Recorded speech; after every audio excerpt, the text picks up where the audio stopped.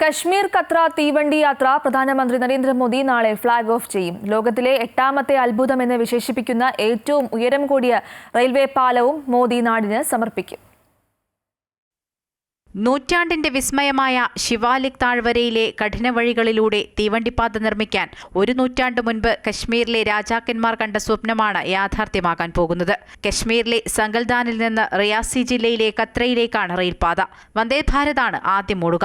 ലോകത്തെ ഏറ്റവും ഉയരത്തിലുള്ള റെയിൽവേ ആർച്ച് പാലം എന്ന വിശേഷണമുള്ള ചെനാബ് പാലത്തിലൂടെയാണ് പാത. ചെനാബ് പാലത്തിന്റെ ഉദ്ഘാടനവും പ്രധാനമന്ത്രി നിർവഹിക്കും. ജമ്മു കശ്മീരിലെ ഉധംപൂർ, ശ്രീനഗർ, ബരാമുള്ള റെയിൽവേ ലിങ്ക് പദ്ധതിയുടെ ഭാഗമാണ് ചെനാബ് പാലം. കത്രയിലേക്കുള്ള പാതയിലാണ് ഈ പാലം. വൈഷ്ണവോ ദേവി ക്ഷേത്രം ഉൾപ്പെടുന്ന കത്ര പ്രദേശത്തേക്ക് ദിവസവും ഒട്ടേറെ ഭക്തരാണ് എത്തുന്നത്. ഇതുവരെ കാൽനടയായോ ബോട്ട് മാർഗമോ എത്തിയിരുന്നിടത്താണ് ഇനി ട്രെയിൻ എത്തുക.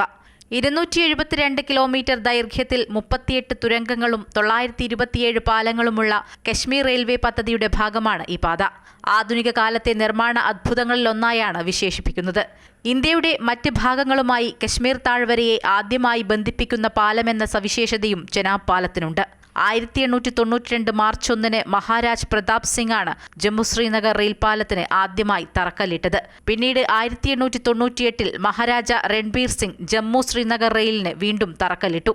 ഇതോടെ കശ്മീർ താഴ്വരയിലേക്ക് ഒരു റെയിൽപാലം എന്ന ആശയം ആദ്യമായി ഉയർന്നു വന്നു.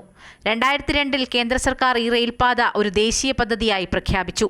2024 പദ്ധതി പൂർത്തീകരിക്കുകയും കഴിഞ്ഞ വർഷം വന്ദേ ഭാരത് ആദ്യ ട്രെയിൻ റൺ വിജയകരമായി പൂർത്തിയാക്കുകയും ചെയ്തു. News desk, Amrita TV.